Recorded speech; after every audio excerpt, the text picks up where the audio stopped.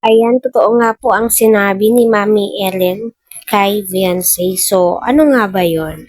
I hope na pinanood nyo yung full episode ng part 17. So, alam ko naman po, matik na po yan sa mga Team EDSI. Wala pa ngang skip ads yan, di ba? At minamaraton pa po ang part 17. At kita naman po natin, pumapatak na po sa 500,000.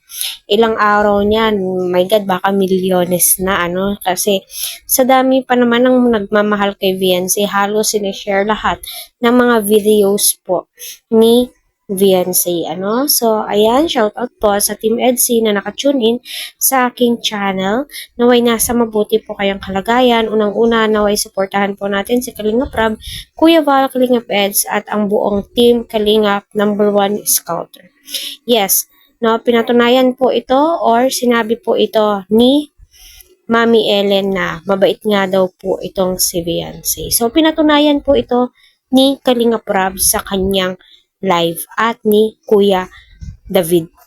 So, totoo. No, unang-una, same sila ni Kalingap Edo na family-oriented, same as Kalingap Rab. Hindi po basta-basta magsasalita ang Good Samaritan.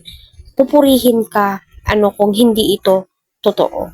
Basta sa kanila ay makatulong po sila. Pero alam naman po natin, my God, usapang BNC, kita po natin kung papanoorin po natin maigi yung mga video ni Dr. Love, yun at yun pa rin po si Viancy. Wala kang dapat, kagaya ng post niya, wala kang dapat baguhin sa sarili mo. No, number one, para sa akin yung ugali po talaga.